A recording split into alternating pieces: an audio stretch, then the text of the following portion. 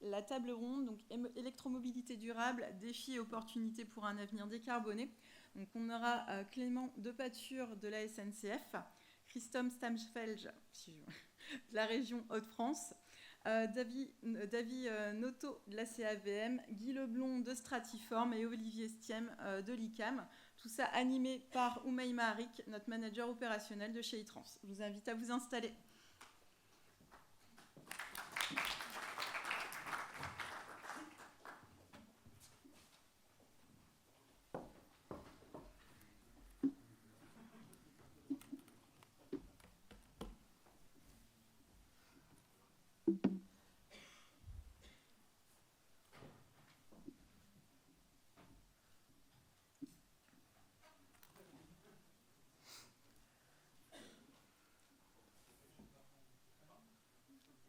Non, mais vous pouvez vous installer au milieu.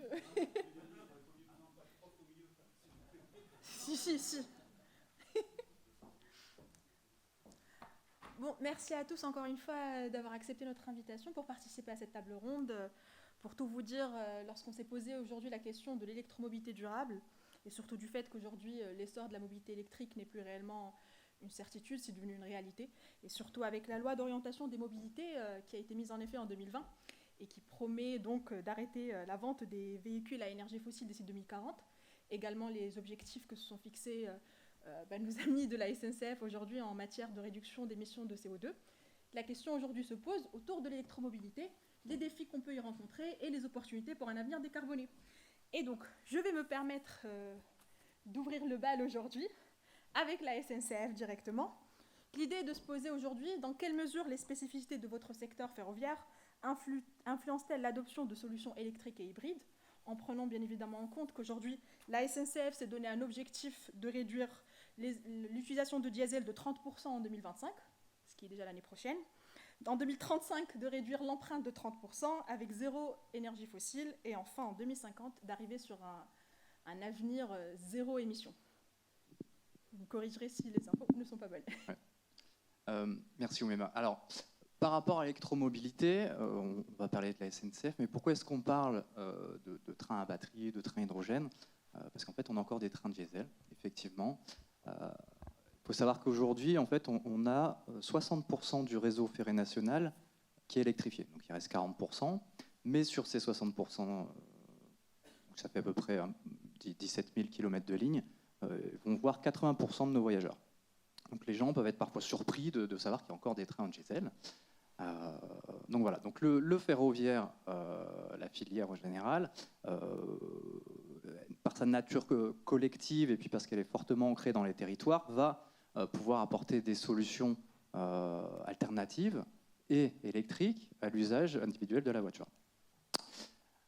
Donc on a plusieurs projets effectivement de décarbonation parce qu'on a encore un petit peu plus de 1000 trains diesel qui sont les trains hybrides. On a un train hybride qui roule aujourd'hui depuis 1 an.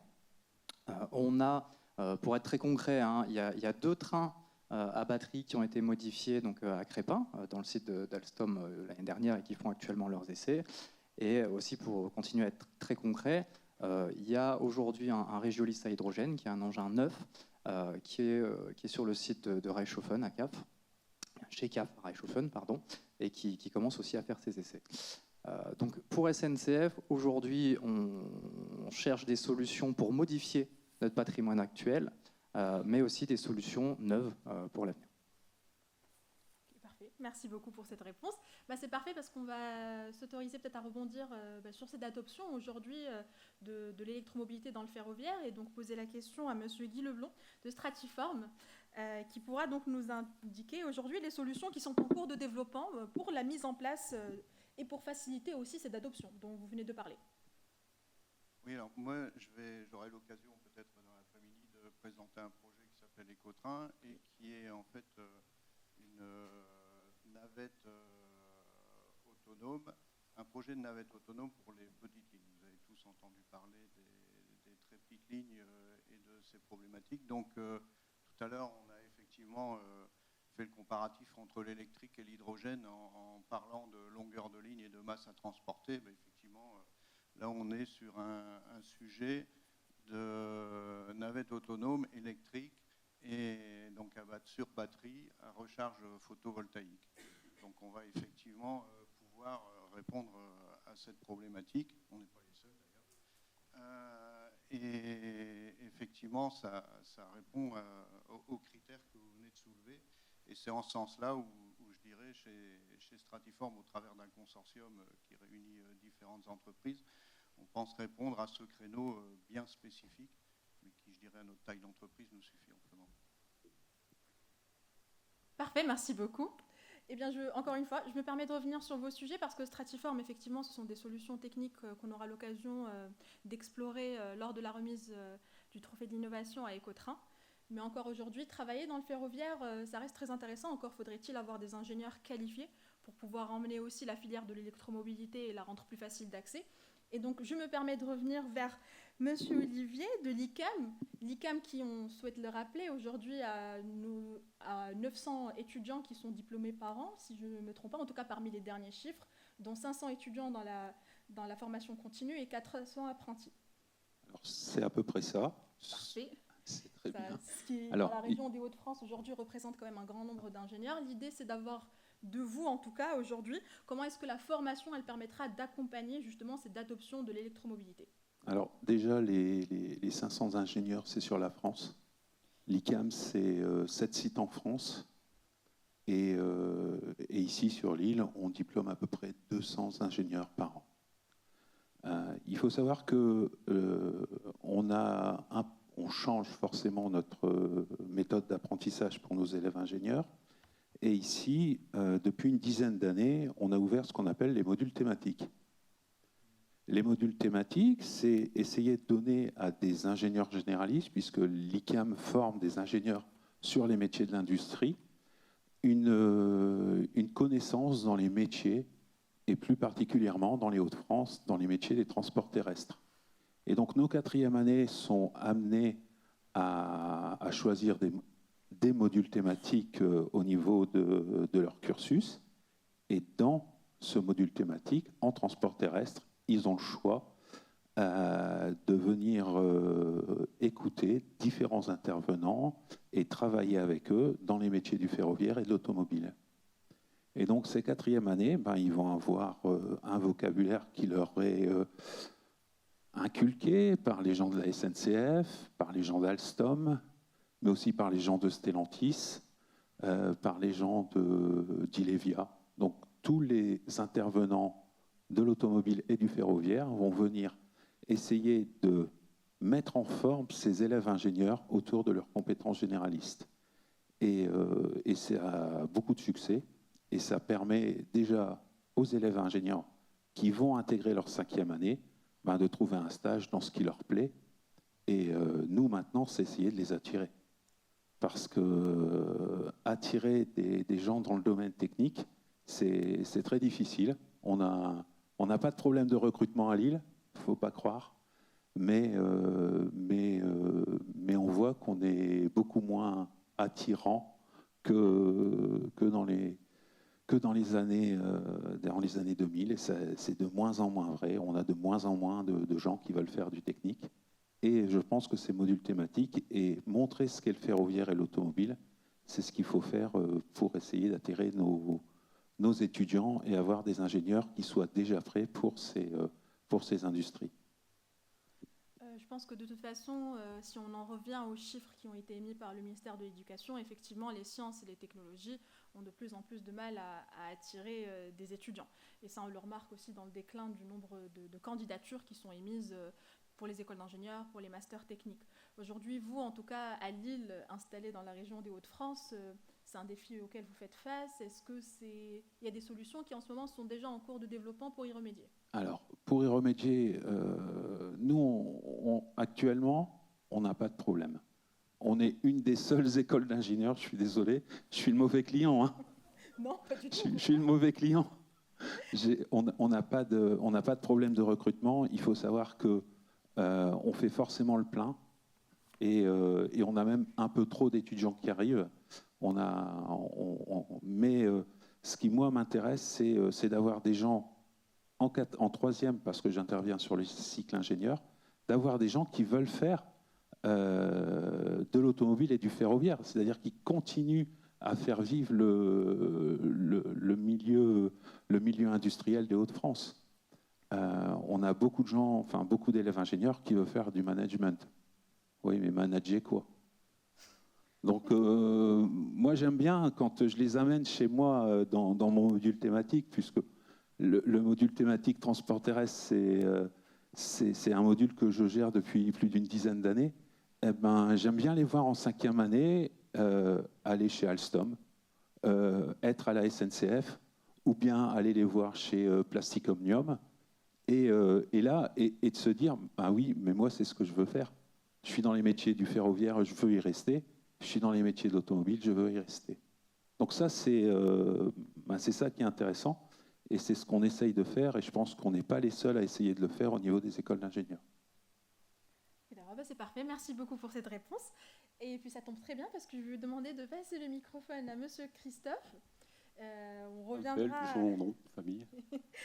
Je me permets de revenir vers vous justement concernant aujourd'hui les politiques publiques et principalement les instances régionales actuelles et comment est-ce qu'elles soutiennent et comment est-ce qu'elles permettent justement cette transition vers l'électromobilité dans les secteurs de la mobilité pour lesquels on est concerné, en tout cas dans la région des Hauts-de-France, et qui sont tous en soi.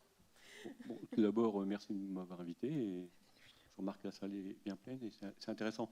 Alors effectivement, quelles sont les aides que la région peut porter?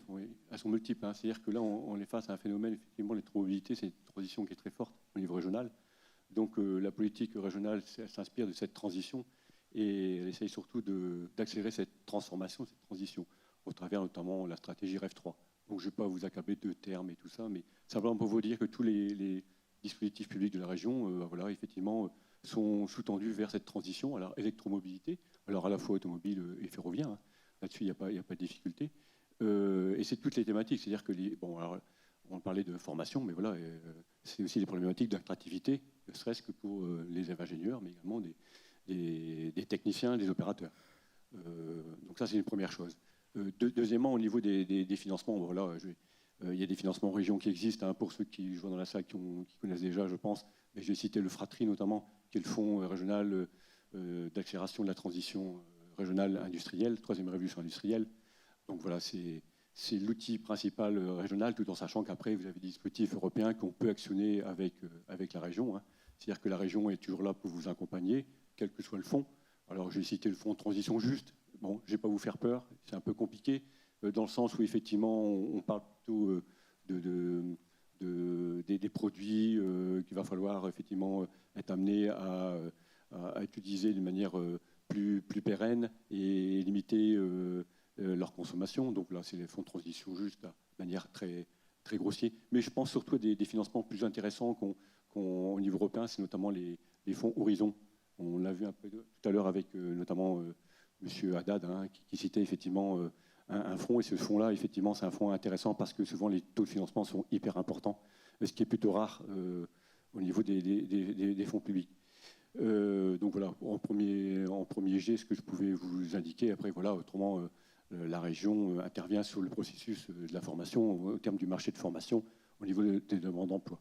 Donc là, à ce niveau-là, on intervient également. Parfait, merci beaucoup. Et puis, à échelle un peu plus proche de nous, on va parler de la Valenciennes Métropole. Et aujourd'hui, je vais demander donc à Monsieur Davy de nous instruire aussi aujourd'hui sur quelles sont les instances qui sont menées par Valenciennes Métropole aujourd'hui pour accompagner cette transition. On parlera bien évidemment formation, emploi, mais également de disponibilité de foncier qui reste aujourd'hui une grande problématique dans ce type de sujet. Et donc, je vous donne la parole pour nous dire aujourd'hui ce que vous en pensez.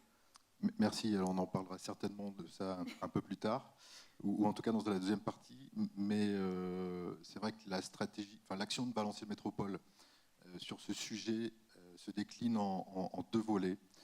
D'abord les usages citoyens notamment, parce que Valenciennes Métropole est engagée depuis 2014 dans ce qu'on appelle le PCAET, donc qui est le plan climat. J'ai perdu le plan climat, air, énergie territorial, voilà, qui fait la part belle à un certain nombre d'actions sur ce sujet. Je pense évidemment au développement de de bornes de recharge, par exemple, aussi un plan d'action en faveur du vélo. Pas que sur l'électromobilité, mais on est quand même sur des mobilités douces. Je pense aussi au sujet du dernier kilomètre concernant la logistique, sur lequel on a pas mal d'actions, notamment en partenariat avec la Maison du Vélo. On livre aujourd'hui, on fait des livraisons pour 2 grands acteurs nationaux à Valenciennes, avec des vélos cargo, par exemple. Et la seconde action de l'AGLO là-dessus, c'est évidemment sa stratégie de développement économique. Alors ça n'a échappé à personne que Valenciennes était un territoire tourné vers la mobilité. Historiquement, avec son industrie ferroviaire, son industrie automobile, un peu d'industrie du vélo aussi, industrie aéronautique. Et la stratégie de Valenciennes Métropole sur cette thématique, elle consiste à la fois venir conforter évidemment ces filières sur le territoire, tout en l'accompagnant dans les sujets d'électromobilité, mais aussi à faire en sorte d'accueillir de nouveaux acteurs. Je pense notamment à la filière batterie, on a l'habitude de la voir démarrant de Dunkerque et s'arrêtant à peu près à Dunkerque, mais elle est bien plus grande que ça. On a aujourd'hui, ce matin même, fêté la 5 millionième voiture chez Toyota, qui est devenue l'usine d'Onin et la plus grande usine de production de véhicules en France en termes de volume. Alors on n'est pas sur du full électrique, on est sur de l'hybride, mais quand même, on voit que la stratégie de Toyota, qu'on pouvait critiquer à l'époque, a quand même porté ses fruits. Et puis on a eu une deuxième bonne nouvelle, alors dans un contexte qui n'est pas forcément très joyeux, d'annonce de beaucoup de fermetures de sites industriels en France, y compris en région. Mais une deuxième bonne nouvelle la semaine dernière avec l'annonce d'Axens, qui est un grand acteur français, de négociations exclusives, pas encore une annonce d'implantation, mais négociations exclusives avec Valenciennes Métropole pour la création d'une unité de production de cathodes pour les batteries de véhicules électriques. Donc voilà, nous on a une stratégie qui est vraiment orientée là-dessus depuis 3 ans maintenant. On a effectivement, peut-être on pourra en parler, mais des atouts dont du foncier. Alors plus beaucoup, on est aussi sur le foncier comme tous nos collègues, vers une zéro artificialisation nette des territoires. Donc c'est difficile aujourd'hui pour nous de dégager du foncier, mais sans foncier, on n'a pas ces projets-là. On a d'autres atouts, évidemment. L'écosystème en fait partie. Les formations qui sont développées en région en font partie. La disponibilité de main-d'œuvre, on a quelques enjeux sur la formation, évidemment. Mais voilà, on a quelques atouts. Et on veut continuer à travailler sur cette dynamique d'implantation d'industrie en lien avec l'électromobilité. Parfait. Ben, merci beaucoup en tout cas pour cette réponse et pour tous les éléments que vous nous avez apportés. Et donc, je vais me permettre un peu d'avancer sur le sujet et peut-être aborder les grandes lignes de l'électromobilité à grande échelle. Et donc, à grande échelle, je me permettrai d'aborder le ferroviaire et l'automobile. Et ensuite, à plus petite échelle, pour les mobilités douces comme le vélo, on aura une intervention justement de l'ICAM. Et donc, pour cela, j'aurais une question pour M. Guy Leblanc de Stratiform. Et pour voir aujourd'hui, comment évaluez-vous la contribution de l'électromobilité, déjà dans votre structure, mais pas que. Aujourd'hui, quels sont les compromis technologiques ou économiques que vous envisagez justement pour cette réduction d'émissions CO2 ? Alors, nous, notre métier de base de Stratiform, c'est les matériaux composites. Donc, dans le consortium, on est là essentiellement pour travailler sur l'allègement du véhicule.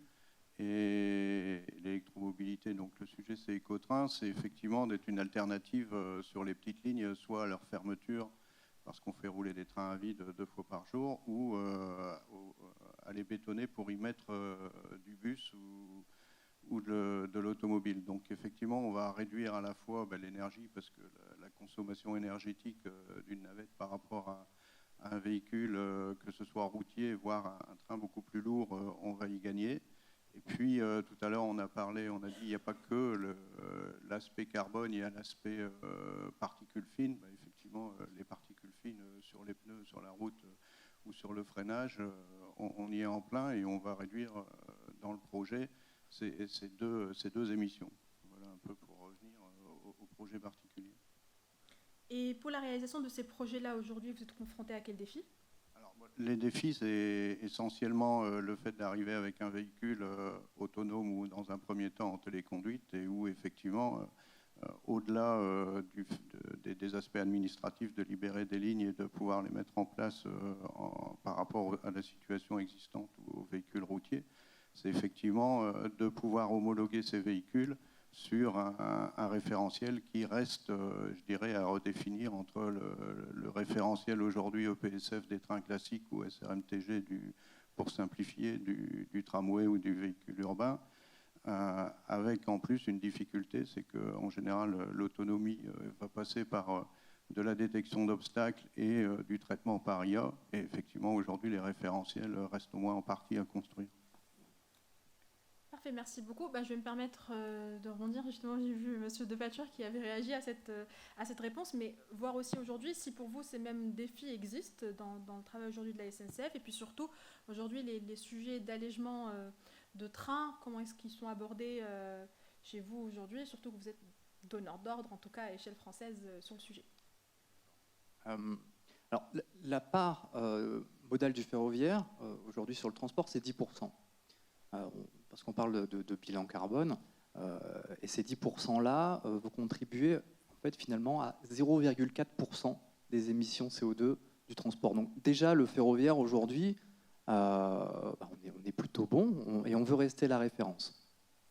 En termes de solutions, pour aller plus loin, il y a des solutions court terme, qui sont plutôt des solutions de réduction des consommations liées à la production ferroviaire. La production, ce n'est pas juste un train qui va aller d'une gare A à une gare B, c'est aussi les temps de remisage. Et aujourd'hui, on a un programme de réduction de nos consommations, d'éco-stationnement. On a aussi un programme d'éco-conduite avec des tablettes qui vont qui vont proposer à nos conducteurs d'avoir une marche économe. Et déjà en 2023, on a eu la réduction de plus de 6% de la consommation liée à l'attraction. Donc c'est une première chose.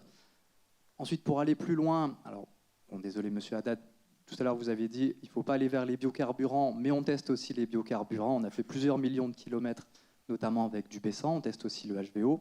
Mais il faut comprendre qu'il existe plusieurs types de biocarburants. Aujourd'hui, on est plus circulé avec du B100, qui ne serait pas forcément le carburant privilégié pour l'aérien, parce qu'il ne réagit pas forcément très bien aux basses températures. Voilà. C'est plutôt des solutions de transition pour arriver à une électromobilité à 100%. Mais on ne peut pas électrifier l'intégralité de nos lignes. D'accord, il reste 40%, il reste à peu près 15 000 km, ça représenterait plus de 20 milliards d'investissement d'argent public pour tout électrifier. C'est pour ça que, et notamment les 40% sont en majorité sur les petites lignes, les lignes de desserte fine du territoire, et c'est pour ça qu'on va penser avec des solutions à batterie, avec pourquoi pas de l'électrification frugale, de l'hydrogène, là où on a besoin de plus d'autonomie, et puis des solutions hybrides, j'en ai parlé tout à l'heure. Oui, et puis alors ça, on réfléchit à des solutions. Alors plusieurs grands projets, hein. Il y a 5 trains à batterie qui vont circuler dès la fin d'année prochaine, notamment en région de France. On n'est pas tout seul, SNCF, à travailler sur ces solutions. On travaille avec notamment Alstom, avec CAF, et puis avec plusieurs régions de France qui sont autorités organisatrices de la mobilité, qui vont venir financer ces projets-là. Donc il y aura 5 trains à batterie qui vont circuler, c'est du rétrofit. Donc en fait, ça nous permet aussi de trouver des solutions de modification de nos trains à mi-vie, parce qu'un train, ça vit 40 ans. Voilà, c'est pas comme une voiture ou comme un bus. Ensuite, on a une commande de 12 trains à hydrogène, donc qui vont circuler à partir de 2026 dans 5 régions de France. Et puis on a le projet de train hybride, et on a aussi un projet de train léger innovant, justement qui se veut en rupture pour remplacer notre parc d'engins thermiques qui circulent au diesel. Et voilà.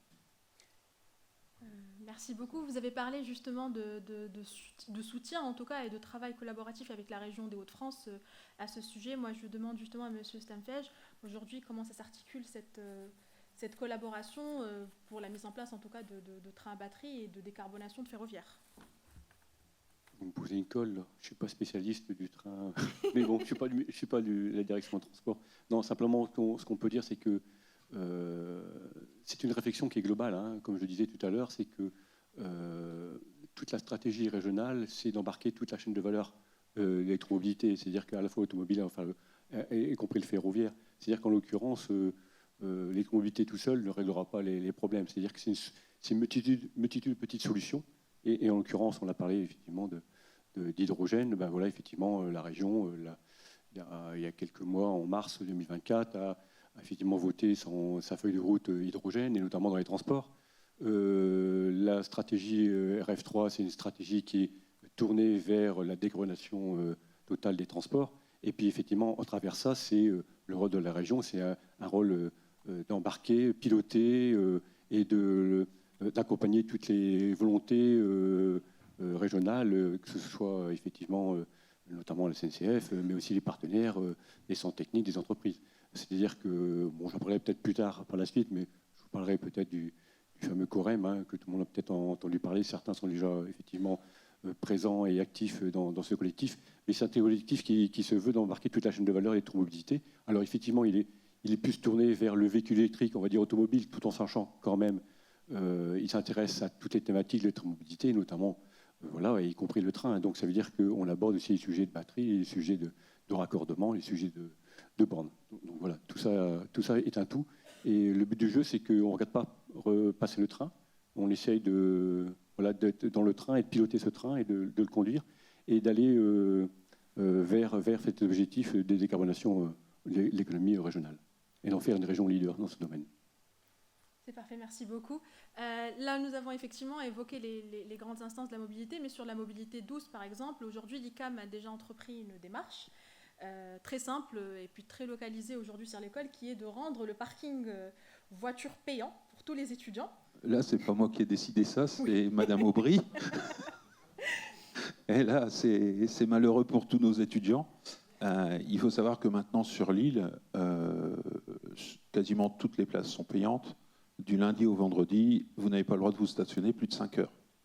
Sachant que nos étudiants commencent à 8 heures, finissent à 18 heures, il n'est pas possible pour eux, il n'est plus possible pour eux de venir en voiture, sauf louer une place de parking privée pour garer leur voiture. Donc, ils se sont adaptés et l'étudiant s'adapte très bien. Ils sont venus à vélo ou en trottinette, vélo électrique, trottinette électrique, et on a aménagé des parkings vélo tout autour de l'ICAM pour qu'ils puissent mettre leur vélo. Mais ici, on s'est aperçu que on a beaucoup plus d'étudiants qui viennent sur ce type de transport que prévu. Et donc, on a des vélos un petit peu partout. Je suis désolé. Ils ne prennent pas le métro, même si c'était intéressant, puisqu'on a une station de métro à 4 minutes à pied de l'ICAM, mais vraiment, c'est le vélo, et ça leur confère une certaine liberté, et on est même embêté avec les vélos. Et je suis désolé, mais peut-être que parking non payant avec les voitures, ce serait mieux.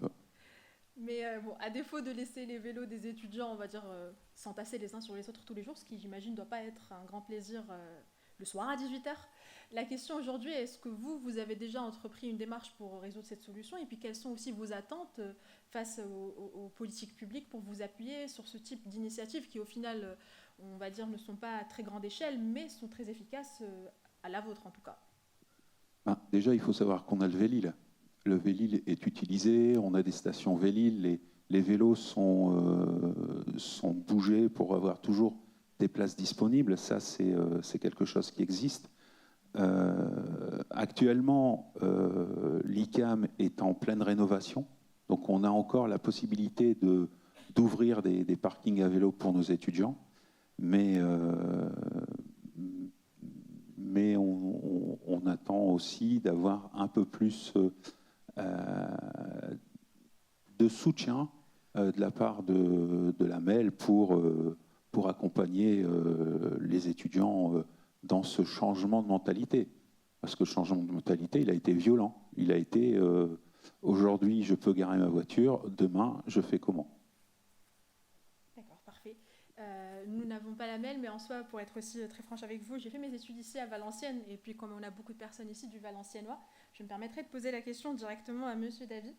pour avoir aujourd'hui son retour, est-ce qu'aujourd'hui il existe des exemples sur le territoire de Valenciennes Métropole pour justement permettre ce type de changements qui sont peut-être à petite échelle, mais qui permettront globalement de changer la mentalité? Alors, je ne suis pas un spécialiste non plus du sujet.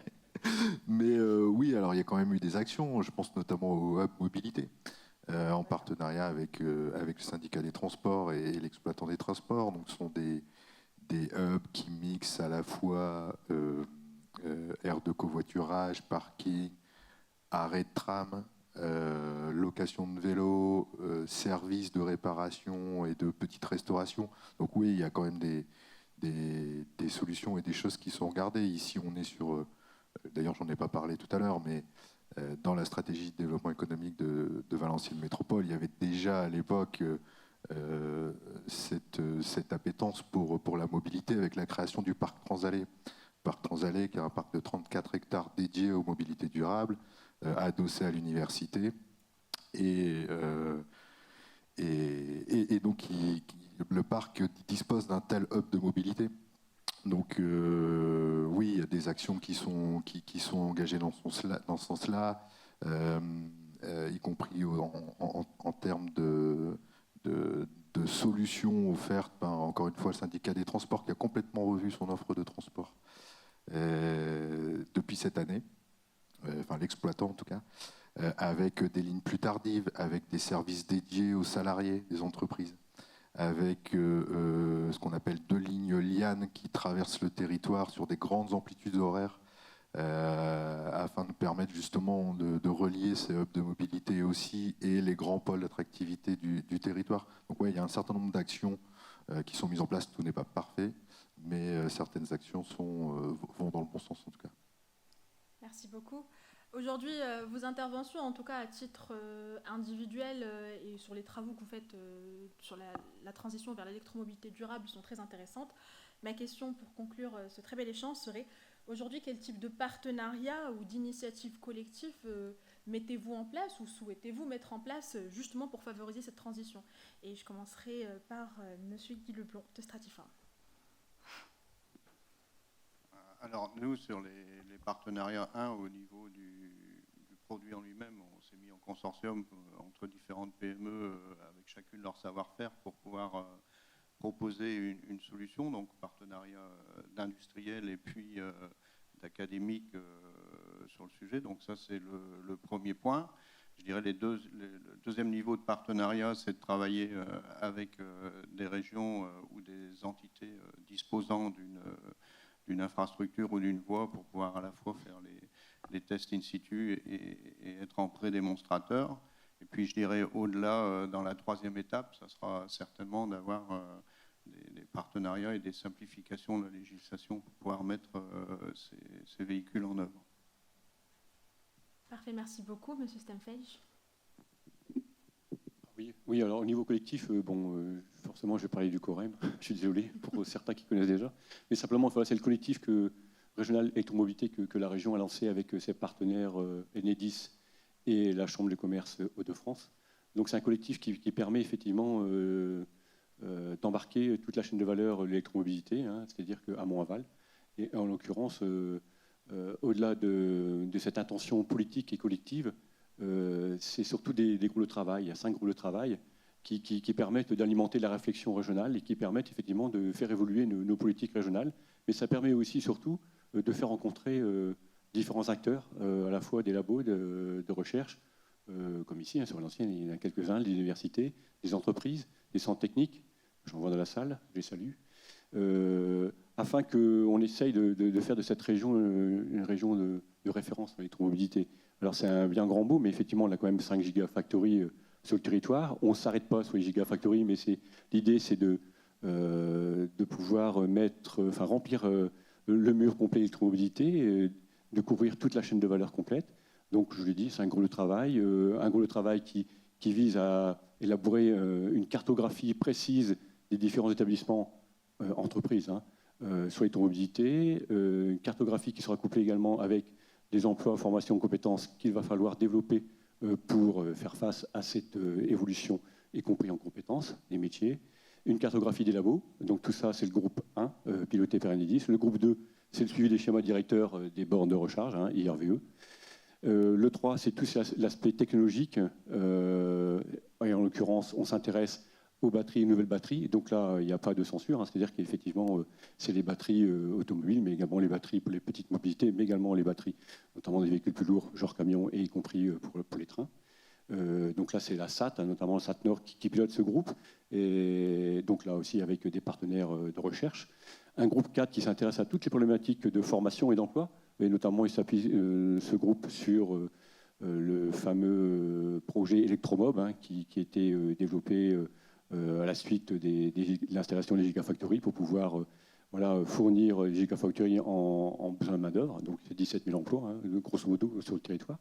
Et un groupe 5 qui fait la synthèse de tout ça et qui est en fait un groupe 5 qui permet de mettre autour de la table tous les financeurs, en l'occurrence État, région, forcément, d'autres partenaires du style européen, permettant de repérer tous les outils financiers, tous les leviers financiers qui pourront permettre de financer des projets qui nous arrivent sur le champ de l'électromobilité. Donc voilà, donc moi je vous invite à rejoindre ce collectif.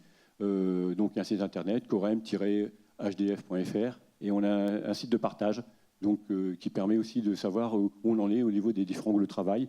Et là, tout est libre, donc il n'y a pas de ticket d'entrée. C'est de la bonne volonté des uns et des autres, c'est la bonne volonté des partenaires historiques, et puis aussi effectivement de toute cette dynamique régionale qui existe. Et je tiens à les remercier pour ceux qui sont présents. En tout cas, on peut dire qu'on est une région qui avance. Et ce n'est pas un vain mot, c'est-à-dire que tous les jours on apprend et tous les jours on construit cette politique et cet avenir qui sera, je pense, radieux, malgré quelques petites zones d'ombre. Mais je pense que le collectif est plus fort que tout et on est bien plus fort ensemble que tout seul. Merci à vous. Merci beaucoup. Monsieur de Bature également. Merci. Bon, aujourd'hui, il y a déjà pas mal de choses qui ont été faites. Hein. Je l'ai dit tout à l'heure, il y a pas mal de projets pour lesquels les régions, les industriels et puis forcément la SNCF, de leur propre initiative, ont lancé des grands projets de décarbonation. On a eu le projet, la relance du ferroviaire post-Covid. On a eu le Corifère qui a permis de lancer des projets comme le projet Teli avec des partenaires industriels, Raylénium, ici présent. Là-bas. Donc il faut continuer ça, il faut continuer à apporter de l'aide et à financer la recherche et l'innovation pour avoir des batteries plus forte capacité, à travailler sur les moteurs à combustion interne à hydrogène, à travailler aussi sur le stockage d'hydrogène avec de l'hydrogène liquide, à travailler aussi sur les infrastructures, le stockage. On a aussi des installations fixes de traction électrique. Mais aujourd'hui, je voudrais finir là-dessus, c'est qu'on a des projets d'expérimentation.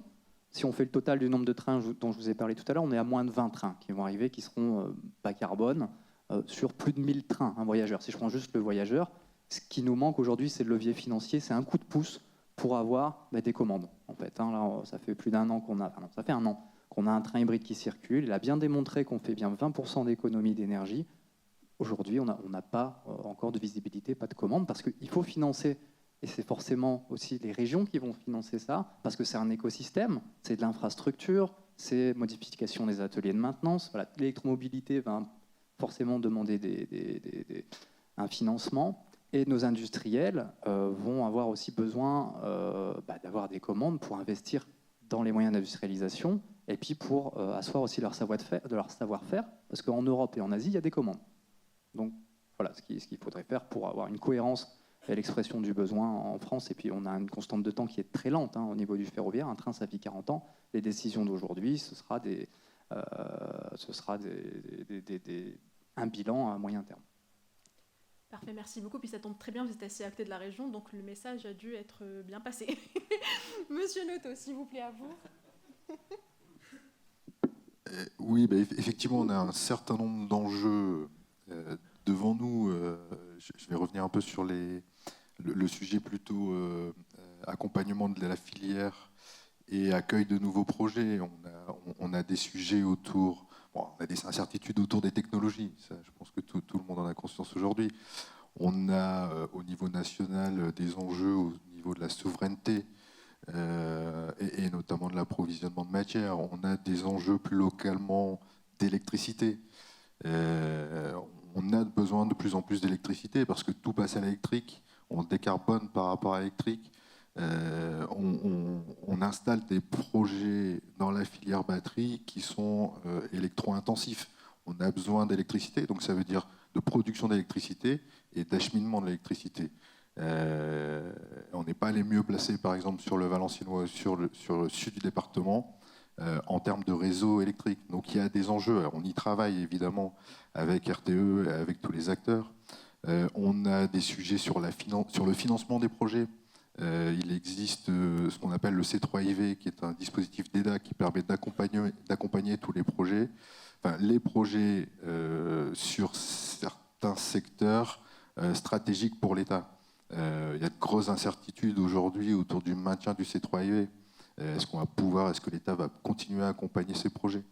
On a des enjeux, on en a parlé, sur la disponibilité de foncier, on a des enjeux sur la disponibilité de main-d'œuvre et surtout sur la montée en compétences de cette main-d'œuvre. Mais pour un grand nombre de ces sujets, effectivement, il y a déjà des choses qui existent. Je rebondis sur ce que Christophe disait dans le cadre du COREM notamment. Évidemment, Valenciennes Métropole est présent dans ces groupes de travail sur Electromob, par exemple. On a besoin de monter en compétences nos demandeurs d'emploi. On a aussi des sujets de réorganisation en interne pour avoir plus d'action sur ces publics. Donc il y a beaucoup d'enjeux, mais il y a déjà plein de choses qui existent et on est déjà tous engagés, je pense, collectivement dans une tentative de réponse à tous ces enjeux. Parfait, merci beaucoup. Et enfin, pour conclure, avec notre professeur, Monsieur Stien, à vous. On vous a mis au centre pour une raison. Non, je voulais réagir sur deux choses. Le besoin de formation, c'est vrai qu'on essaye d'être très réactif pour former nos élèves ingénieurs, mais aussi les gens qui viennent chez nous en formation professionnelle, donc des gens qui viennent pour des formations diplômantes, mais en dessous du bac. Et c'est très dur d'être réactif. On parlait tout à l'heure du module transport. Si au départ, on travaillait le moteur thermique, maintenant, on travaille le moteur hybride. Et ça, c'est ce changement de philosophie dans les enseignements, c'est une obligation si on veut être réactif. Et la deuxième chose, c'est que on s'adapte aux différentes entreprises qui viennent nous voir. Tout à l'heure, vous avez parlé de RTE. On a eu un très beau projet avec RTE l'année dernière sur le dimensionnement du réseau électrique et aussi comment est-ce que c'était intéressant de récupérer des batteries de véhicules électriques pour faire une source de pointe sur la consommation électrique. Et on a eu un projet qui est bien sorti et qui va continuer chez RTE et qui avait été commencé par nos élèves étudiants. Et il y a plein de problématiques intéressantes à résoudre. Et je pense qu'il faut motiver les nouveaux ingénieurs sur ces thématiques. Parfait, merci beaucoup et c'était une très belle conclusion en tout cas à cette table ronde. Merci encore une fois à tous nos participants de nous avoir accordé votre temps et surtout pour vos expertises sur ces sujets. C'est très intéressant effectivement. Merci.